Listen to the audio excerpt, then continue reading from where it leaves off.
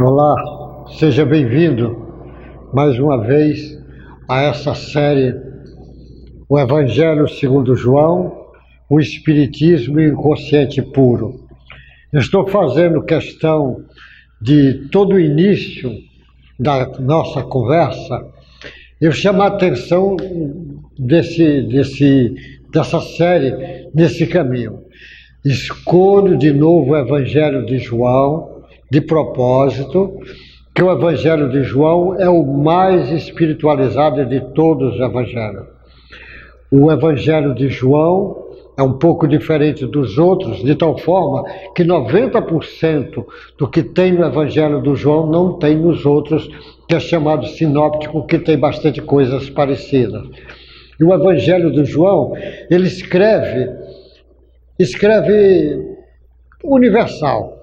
É diferente do Mateus, que escreve para o povo judeu e dá um destaque muito grande das coisas do Velho Testamento, chamando a atenção da existência do Messias, o Cristo que viria, e que vem só confirmar. E Jesus faz questão até de confirmar as lições. O Evangelho do Lucas, que escreve para o povo, para o grego, ele naquela cultura imensa dele, mostrando o ser perfeito, é o que mostra Jesus. E o Marcos, que é pragmático, porque estilo romano mesmo, ele escreve para os romanos, é aquele ação, o Marcos é ação, mostra Jesus lá entrando em ação logo de primeira, é o servidor de todos, que é o estilo romano. Mas o João é todo especial. Eu já disse que você olhando o Evangelho de João, depende da maneira que você olha. Se você olhar o templo de Salomão, tem uma parte que todos entram ali no templo. Então o Evangelho do João, os 13 primeiros capítulos, é praticamente para todo mundo. Ele está falando para a multidão. Dos 13 aos 17, que tem uma parte no templo que só entram os rabinos, as pessoas que faz parte daquela elite ali, é que entra. É como se fosse Jesus falando para os discípulos. E tem uma parte que só entra o sumo sacerdote. Então os últimos capítulos de Jesus é como se ele estivesse sozinho, os últimos. É como se fosse repetindo, como se você entrasse numa galeria de arte. Você entra num salão, você vê um quadro, entra no outro, vai mudando. É como se você estivesse numa verdadeira galeria de arte. O Evangelho de João, ele escreve numa sequência, por isso que tem coisa que ele começa primeiro e os outros vão começar depois. Ele começa a purificação do templo no João, ele começa logo no início, para lembrar, você tem que purificar o templo, não só o templo que ele fala externo, mas interno, o seu corpo. Ou seja, como é que você quer ser trabalhador do Cristo, se você ainda está com tantas viciações? Ou seja, você fuma, você bebe, você usa droga, você anda com sentimentos de vingança, você está matando, como é que você pode? É preciso você fazer uma purificação do tempo, ou seja, aprender a se conhecer, para você entender as suas deficiências e lembrar de trazer esse inconsciente puro para a sua consciência. Então o Evangelho do João é para você entender a essência divina, entender o Cristo mesmo de verdade, você entende no Evangelho do João. Entendendo o Cristo, você entende Deus. Mas você com o Espiritismo vai fazer você entender que você também tem essa parte crística dentro de você, só que a tua não está desenvolvida ainda. Então você entendendo o Cristo, você vai entender o inconsciente de você, ou seja, a possibilidade imensa que você tem com você mesmo. E aí, quando você trouxer isso para a consciência, aí nós vamos entender os ensinamentos imensos de Jesus, quando você entende isso. Então, por isso que o Emmanuel usa o termo que Jesus é a porta e o Espiritismo que abre essa porta. Então, nesse capítulo 11, que você pode pegar a sua Bíblia ali, principalmente a do Ferreira, que é a que eu uso a tradução atualizada, que é a que eu uso de propósito, eu já falei várias vezes e repito de novo, a do Haroldo Dutra é excelente, você pode comprar e ler para você ver como é excelente. A Bíblia do Haroldo Dutra, que foi ditada pela Federação Espírita, o Evangelho de Jesus, do Haroldo.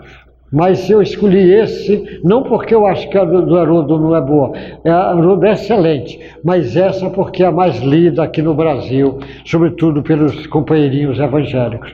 Então, nesse capítulo, ele diz assim, esse é pequeno, o plano para tirar a vida de Jesus. Então, os principais sacerdotes e fariseus convocaram o sinédrio e disseram: que estamos fazendo uma vez que este homem opera muitos sinais. Se o deixarmos assim, todos crerão nele. Depois virão os romanos e tomarão não só o nosso lugar, mas a própria nação.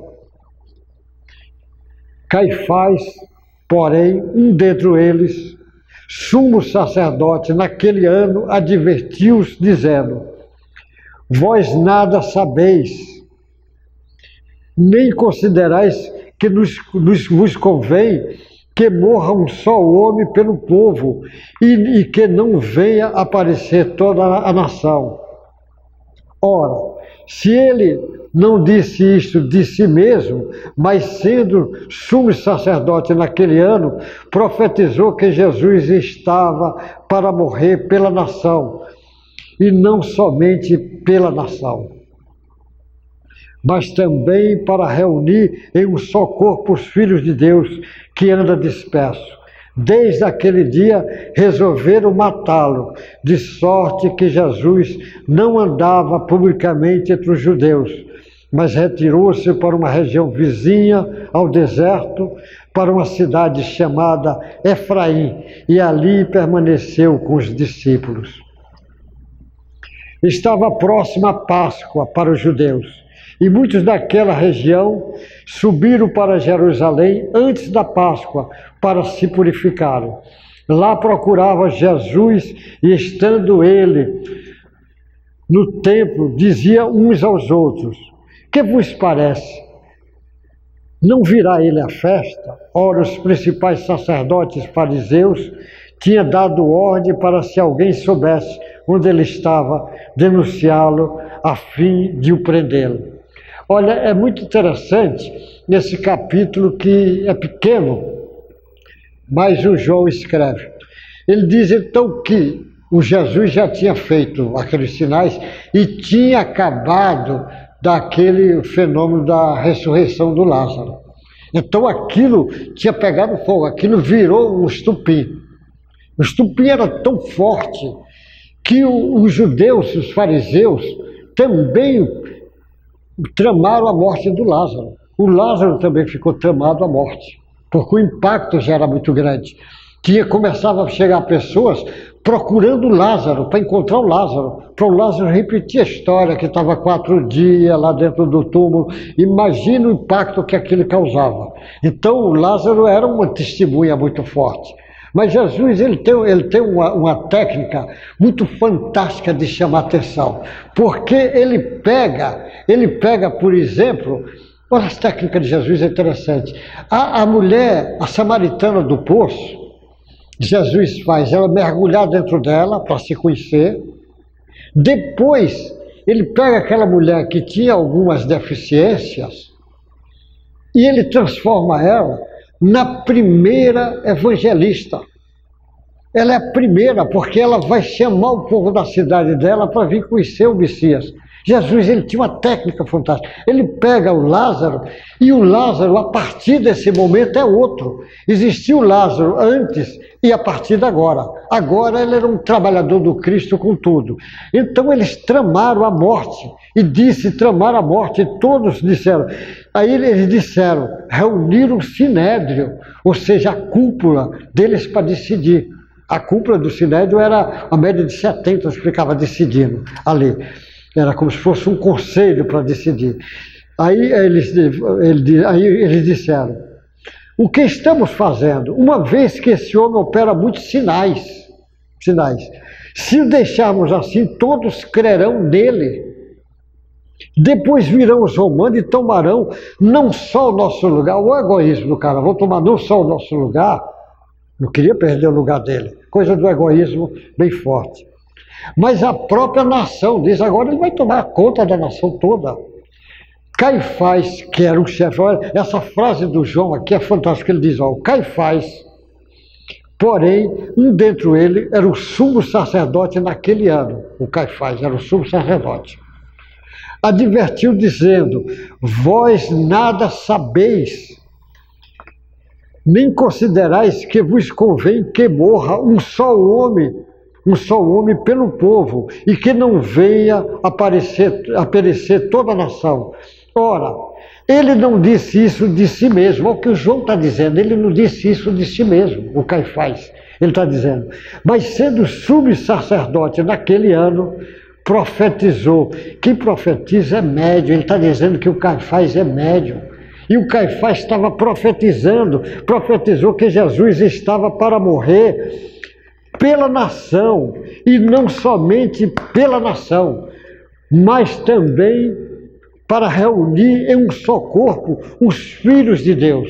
Não era só porque Jesus morria para salvar a nação, era para estar reunindo todo mundo ali em volta dele. Ele está chamando a atenção num fenômeno mediúnico imenso que o Caifás tem, porque é sumo sacerdote, era o chefe religioso da época.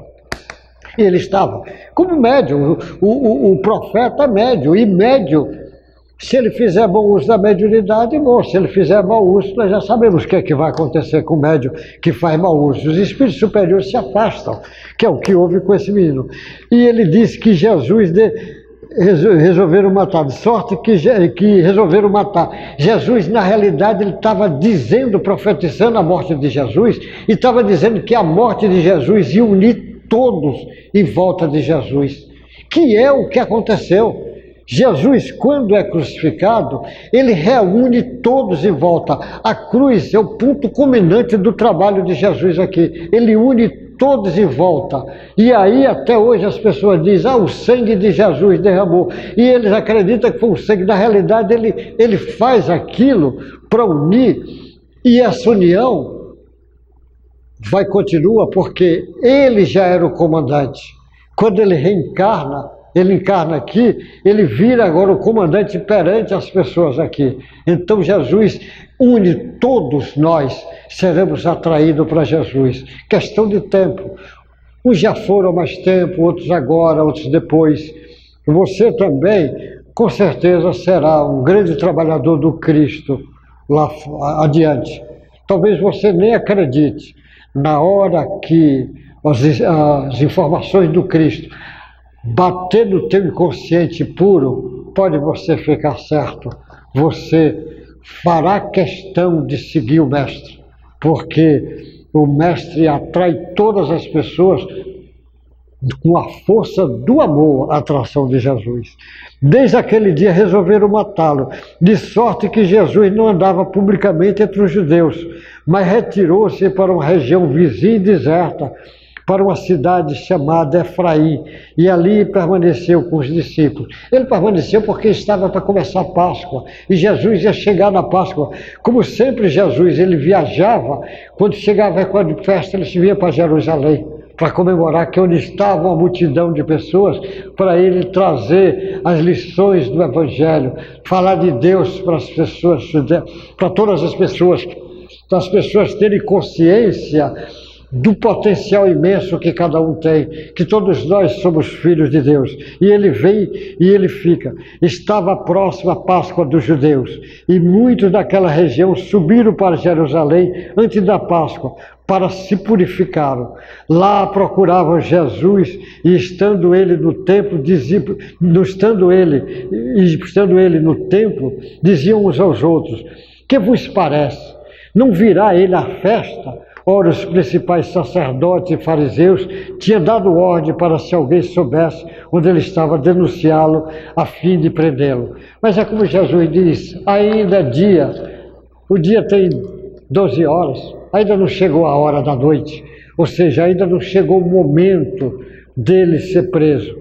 E quando chegasse o momento, ele não seria preso, ele se entregaria. Ele se entregaria de tal forma, quando os soldados vão pegar Jesus, ele cai 3 vezes, os soldados, é como se tomasse uma rasteira. Jesus é que se entrega, Jesus que se entrega, porque Jesus, eles não estavam prendendo Jesus que estava se entregando.